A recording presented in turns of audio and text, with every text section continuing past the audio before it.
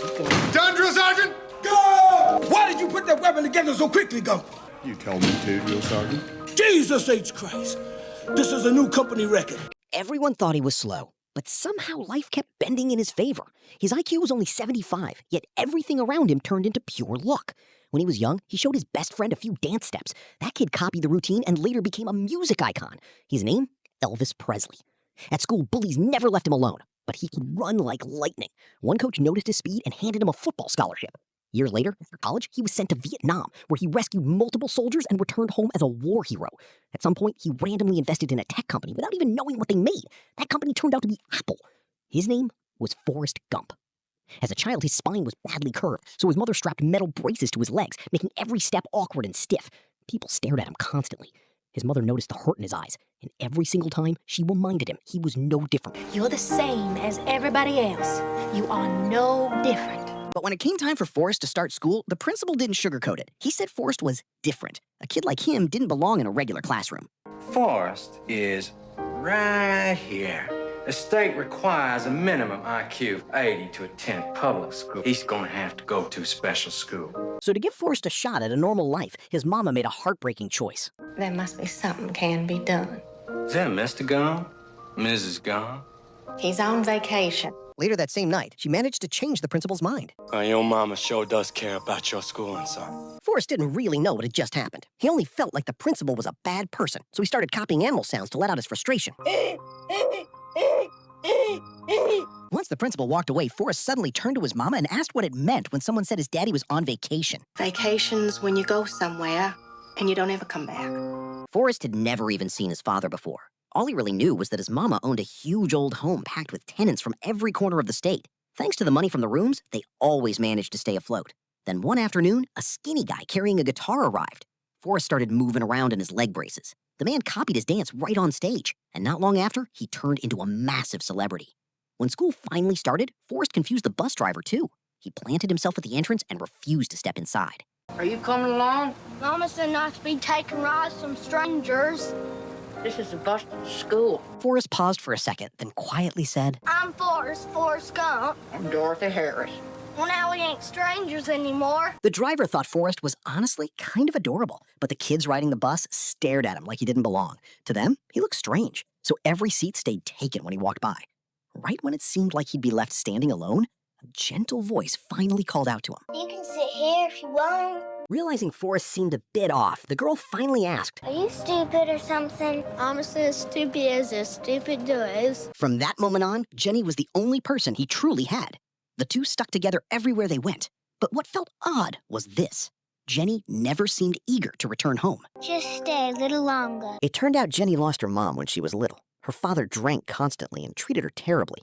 Forrest couldn't make sense of any of it. He actually believed her dad cared about her deeply, even though the things he did left painful scars on Jenny's childhood. So every night, she'd pray to God, hoping she could become a bird and disappear into the sky. Anywhere was better than that nightmare. Her prayers never reached heaven, but eventually, the police showed up instead. After her father was arrested, Jenny went to live with her grandmother, just down the road from Forrest's house. She would wait until her grandma fell asleep, then quietly sneak over to Forrest's home. Because whenever Forrest was around, she finally felt safe. Forrest never asked God for anything, yet somehow, miracles still found him. The local kids bullied Forrest every chance they got. They hurled rocks at him and mocked him nonstop. And when Jenny realized Forrest wouldn't fight back, she screamed for him to run. Run, Forrest, run! The boys came speeding after him on their bicycles, and in that life-changing moment, something buried deep inside Forrest finally snapped loose. He pushed himself harder and harder until the leg braces shattered right off him.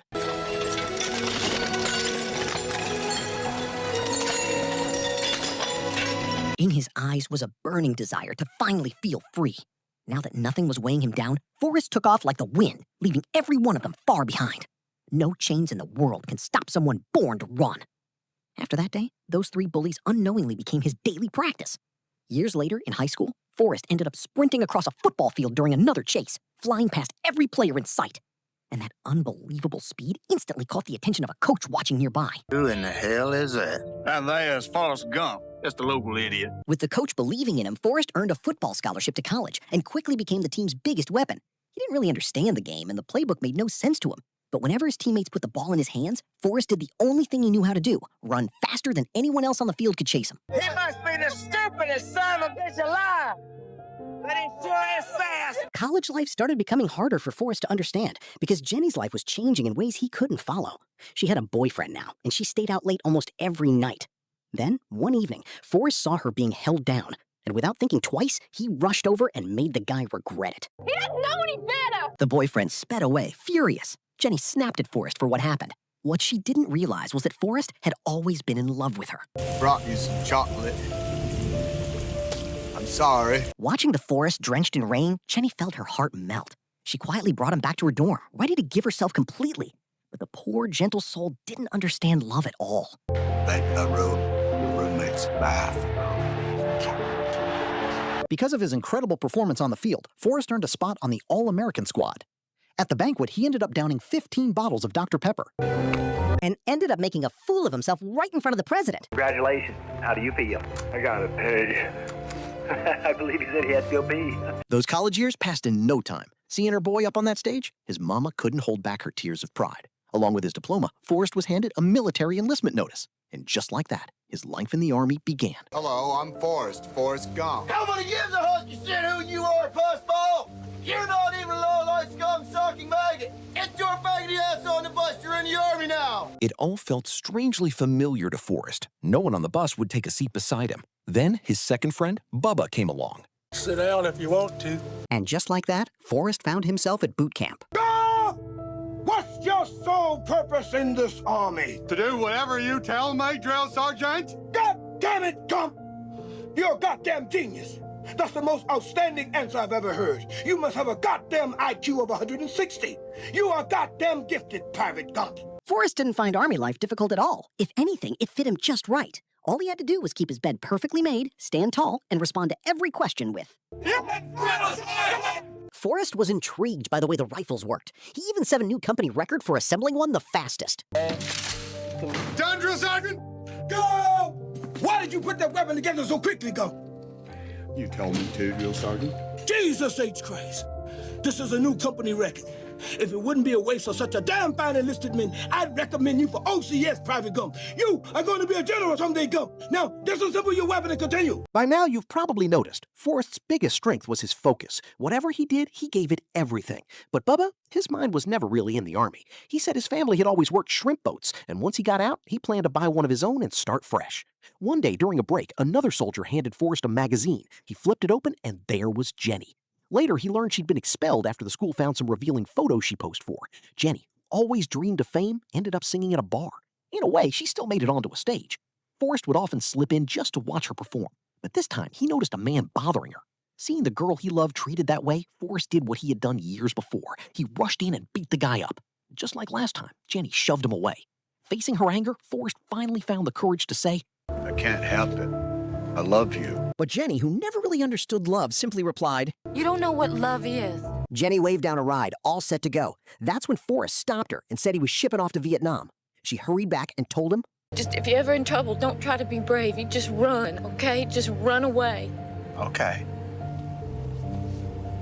Jenny, I write you all the time. Once Jenny was gone, Forrest headed home to tell his mama goodbye. Not long after, he and Bubba were sent off to Vietnam. That's where he was introduced to Lieutenant Dan, a man born into a family of fighters. His bloodline had fallen in the Revolutionary War, the Civil War, and both World Wars. Lieutenant Dan believed he'd meet the same honorable fate. The GIs had plenty of beer and barbecue to enjoy, but Vietnam's wild weather made life miserable. Forrest and Bubba were stuck dealing with it non-stop. Forrest spent his time writing Jenny back home, while Bubba could only talk about shrimp. Man, I'm telling you, 50-50. And hey, folks, all the shrimp you can eat. Then, after months of non-stop rain, it suddenly came to an ambush. As soon as daylight broke, shots rang out from every direction. Their platoon had stumbled into an ambush. The attack was relentless. Lieutenant Dan shouted for everyone to fall back. Bubba yelled for Forrest to move, but he stayed rooted in place until Lieutenant Dan yanked him up. And that's when Forrest finally came to his senses. He thought of what Jenny had told him, and he ran. He tore past soldier after soldier, becoming the first to make it clear. But when he looked back, Bubba was gone. Bubba was my best good friend. I had to make sure that he was okay. So Forrest ran straight back into the chaos to find Bubba. As he moved through the jungle, he could hear his fellow soldiers crying for help. Whenever he spotted a wounded man, Forrest couldn't bring himself to leave him there. One by one, he carried them to safety. Even Lieutenant Dan, who was busy calling in an airstrike, got dragged out by Forrest despite fighting against it. And even after something caught him in the backside, Forrest never slowed down. I didn't ask you to pull me out of there, goddamn you. Where the hell you think you're going? Get Bubba. I got an airstrike inbound right now. They're gonna nape the whole area. Gump, you stay here, goddammit! That's an order! I gotta find Bubba! Forrest pushed back into the chaos one last time and dragged Bubba to safety. But when he got him out, he saw he was fading fast. With his final breath, Bubba told Forrest something he'd carry forever. I wanna go home. Bubba was my best good friend. And even I know that ain't something you can find just around the corner. Bubba was gonna be a shrimp and boat captain, but instead he died right there by that river in Vietnam. Forrest took a shot right in the rear, but never saw much for it after. Later, he found out the thing that stung him back there was a bullet. Still, in that moment, Forrest was feeling pretty good because he had more ice cream than he could ever finish. At the same time, Lieutenant Dan, after losing both his legs, was completely broken. Lieutenant Dan, ice cream.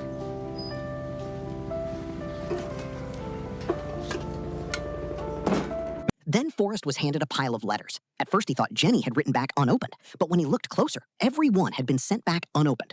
Jenny didn't have anywhere to stay for long. She kept drifting from place to place, following the anti-war crowd wherever they went. While healing up in the hospital, one random remark from another soldier helped Forrest uncover a talent for table tennis. Now the secret to this game is, no matter what happens, never, ever take your eye off the ball. He got the hang of it right away, and the other soldiers couldn't believe how good he was. See, any idiot can play. After that, everything started taking off. Before long, he was the ward's unbeatable table tennis champion. Then one night, Lieutenant Dan yanked Forrest awake from his sleep. He still hated him for keeping him alive. You listen to me.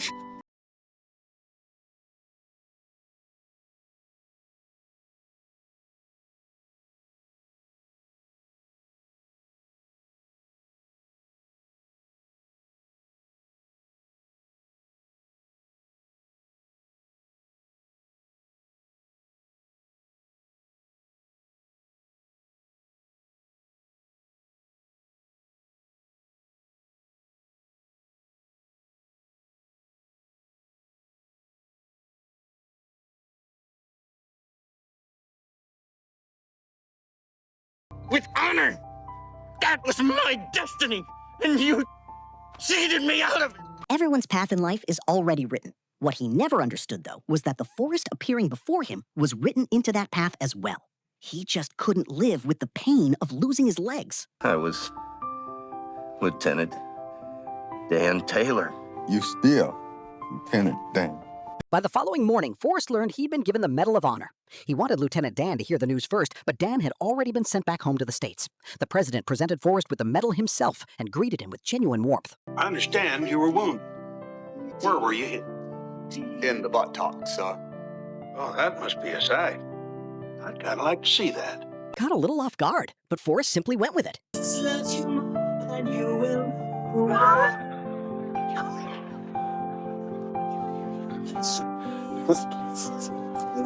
Oh, James.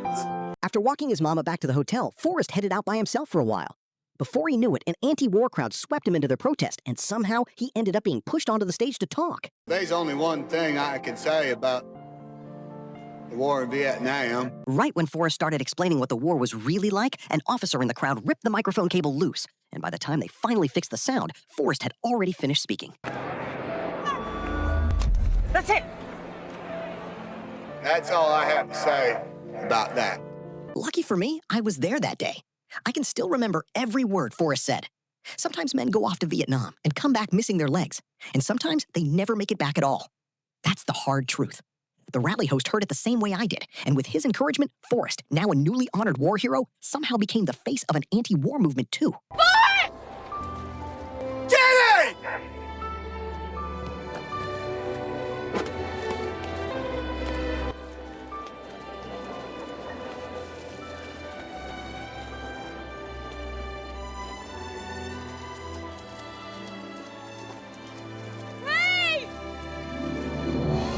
With thousands of people all around them, Forrest crossed paths with the love of his life once more.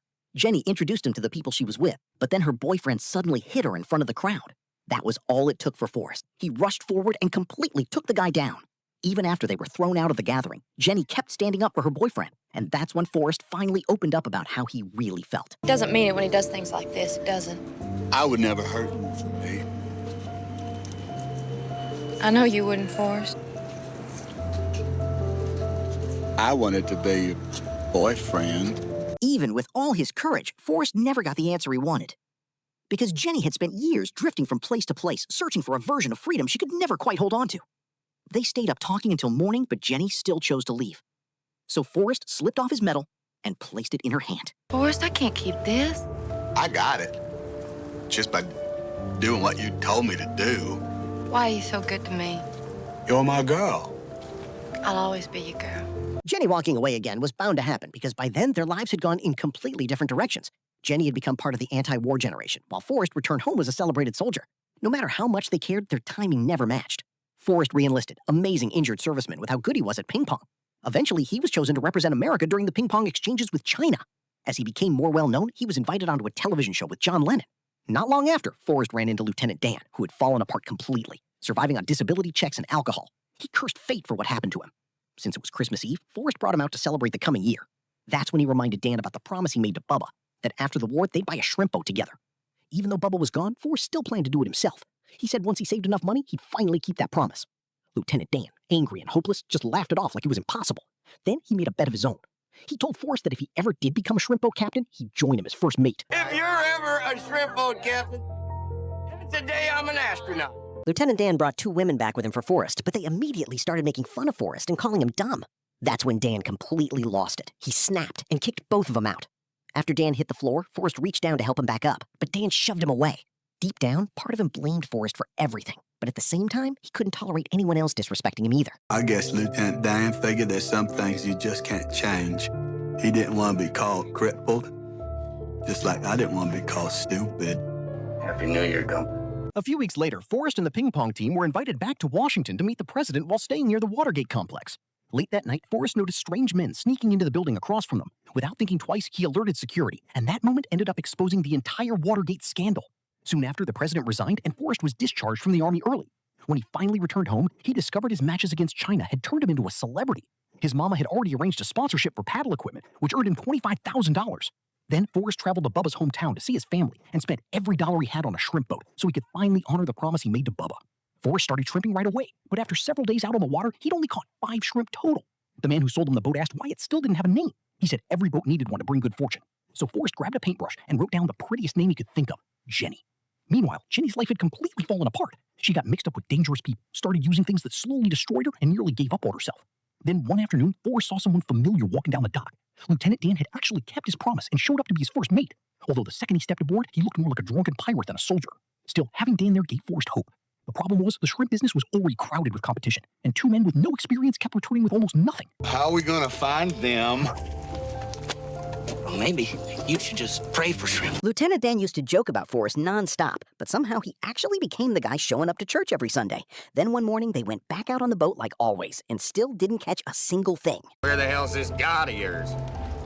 It's funny Lieutenant Dan said that, because right then, God showed up. Some people say you should never tempt fate. Not long after, the ocean exploded into chaos, like the skies themselves took his words personally. Forrest was completely terrified, but Lieutenant Dan reacted like a man possessed. He scaled the rigging in the middle of the storm, ready to challenge heaven face to face. Now! It's time for a showdown! You and me! I'm right here! Come and get me! You'll never sink this boat! By sunrise, every news station was covering the disaster. The hurricane had wiped out almost the entire shrimping fleet, but somehow Forrest's boat was still out there, untouched. With barely anyone left in the business, they started pulling in more shrimp than they could handle. Soon, they grew the operation, added 12 more boats, named every single one after Jenny, and built the Bubba Gump shrimp empire, bringing in millions. And that's when Lieutenant Dan finally gave Forrest the gratitude he'd been holding back all those years. I never thanked you for saving my life. At the end of the day, surviving is what really counts. What's the point of honor if it costs your life? Lieutenant Dan threw himself into the sea, and for the first time in years, he felt completely unchained. Like all the anger he carried had finally disappeared. Everybody's path in life is different, and Forrest's journey was about to change too. Right when the shrimp business took off, he got word that his mother was running out of time. His expression sank instantly, but his mama stayed peaceful the entire time. I'm dying, Forrest. She asked him to come sit beside her, just like she always did when he was young. Then she started telling him what fate really meant. Death is just a part of life. Something we're all destined to do.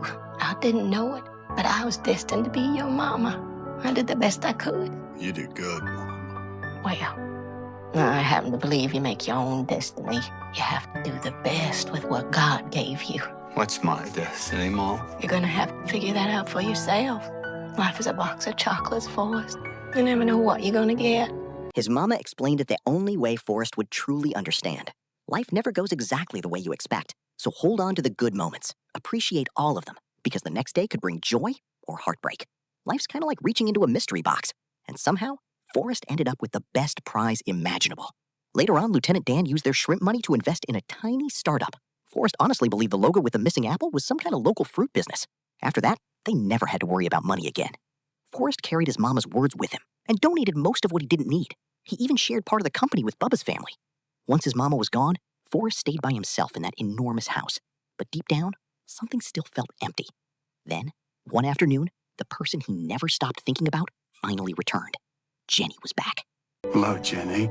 Jenny stood silently in front of the rundown house from her childhood, and every painful memory she tried to bury started rushing back. How can you do this?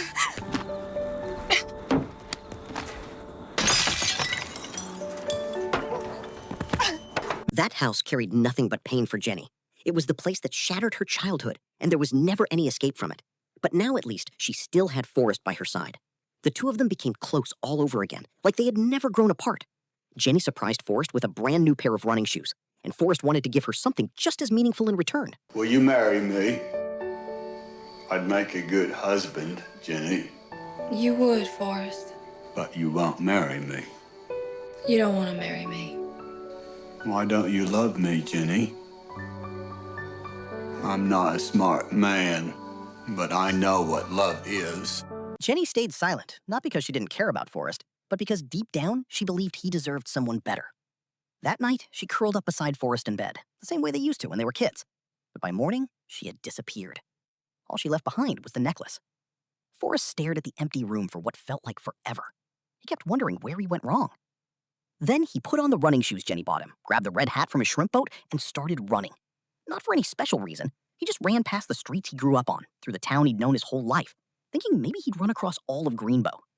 After that, he decided he might as well keep going through all of Alabama. Before long, he reached the Santa Monica coast, then turned around and ran toward the other side of the country. Forrest just kept moving. He slept when he needed rest, ate whenever he got hungry, and eventually crossed America more than once. Soon, the entire country was talking about him, and Jenny spotted him on television. As more people heard the story, crowds started running behind him. They believed he had some deeper message and wanted answers. One day, Forrest casually stepped over a pile of trash on the highway. A man nearby was completely stunned by it. But to Forrest, it didn't mean anything at all. That random moment inspired the man to create the perfect slogan for a bumper sticker. One guy wanted to print Forrest's face onto a line of t-shirts. Then, out of nowhere, a truck sped past and sprayed mud all over Forrest. The man handed him a shirt to clean himself off with and accidentally created the famous smiley face design, which ended up making him incredibly rich. After running for 3 years, 2 months, 14 days, and 16 hours, Forrest suddenly came to a stop because he finally understood what his mama had been trying to teach him all along. You can't keep moving ahead if you're still carrying the past behind you. So he turned back to the crowd following him and said, I'm pretty tired. Think I'll go home now. Not too long after Forrest returned home, a letter from Jenny finally arrived. He followed the address written on the envelope and found her again. During all those years apart, Jenny had been living a quiet life with a regular job. She kept every newspaper story ever written about Forrest. All that time, she'd also been raising a little boy. His name's Forrest. Like me. I named him after his daddy. He got a daddy named Forrest, too? You're his daddy. Forrest looked nervous, almost like a little kid waiting to be punished. He worried his son might struggle the same way he always had. It wasn't until Jenny reassured him the boy was incredibly bright that Forrest finally took a deep breath and found the courage to sit beside his son. And because she knew she didn't have much time left, Jenny finally told Forrest the truth. The life she had lived for so many years had left her with a deadly illness. Would you marry me, Forrest? Forrest and Jenny returned to Greenbow and finally got married. Lieutenant Dan showed up for the wedding too, alongside his fiancée. And for the first time in years, he was standing on brand new legs. Titanium alloy. Watching his best friend finally end up with the woman he loved, Lieutenant Dan couldn't have been happier for him. But Jenny's illness had already become too severe. Forrest stayed beside her through every second she had left. After she was gone, Forrest tore down the house that caused her so much pain and laid her to rest beneath the tree they used to sit under as children. Then, he quietly asked her one final question, the question that mattered more than anything else in the story. I don't know if Mama was right, or if it's Lieutenant Dan. I don't know if we each have a destiny, or if we're all just floating around accidental like on a breeze. But I think maybe it's both. Maybe both is happening at the same time. I miss you, Jenny. Are our lives already decided, or are we all just making it up as we go? Forrest and Jenny started out side by side as children, but the older they got, the further apart their paths became. Jenny lost her mother at a young age, and her father brought nothing but fear into her life. Broken by the way she grew up, she entered adulthood during one of the most chaotic periods in America, becoming part of the hippie movement, searching endlessly for a feeling she could never truly hold on to. She spent years letting life carry her wherever it wanted. It almost felt like Jenny's future had been decided from the start, while Forrest's story should have gone nowhere at all. He was born with a severely curved spine and an IQ of only 75. Yet somehow he kept accomplishing the impossible again and again. He became the living image of the American dream. That dream says anyone can shape their own future, and Forrest proved it over and over. With nothing but determination and persistence, he kept changing the direction of his life. He found success, wealth, and freedom. But no matter what happened, he and Jenny always seemed just out of reach of each other. Maybe that's the truth about life. There aren't always clear answers. In the final moments of the story, Forrest watches his son leave for school. He starts to speak, but the words never quite come out. I want to tell you I love you. I love you too, Dad. You understand this is the bus to the school now, don't you? Of course, and you were Dorothy yours, and I'm Forrest Gump. Ask 1,000 people about Forrest Gump, and you'll hear 1,000 different meanings. Some people call it an unrealistic fantasy about anti-intellectualism. They argue someone with an IQ of 75 could never succeed in real life. But if you really think about it, Forrest had something most people don't. Absolute focus, relentless determination, and the courage to act without overthinking everything. He got into college because someone noticed how unbelievably fast he could run. He became a war hero because he refused to leave his friends behind. And he became rich because he stayed loyal to a promise he made to Bubba. Forrest never chased greatness, and even after success found him, it never truly changed who he was. He donated most of his fortune, spent his days cutting grass for free, and somehow found peace in the simplest life possible. Forrest rarely expressed much emotion. The only times he truly came alive were around the people he loved. Bubba, the one real friend he had, died thousands of miles from home. Just as Forrest reached the height of success, his mama passed away too. And throughout the years, he and Jenny kept crossing paths, only to lose each other over and over again. Her childhood trauma left scars she could never fully escape. She never believed she deserved someone like Forrest. That's why she always kept running away. And when they finally found their way back to each other, their time together was already running out. At both the beginning and end of the film, a feather drifts through the air. Maybe that feather represents life itself. None of us know where we'll end up, who we'll meet, or how our story will unfold. Maybe destiny is real, or maybe everything is random chance. But if you keep moving forward and give life everything you have, then even if things don't turn out the way you imagined, remember what Forrest's mama said. You can't move ahead until you leave the past behind. Hopefully one day you'll discover your own purpose and find the strength to live as your true self,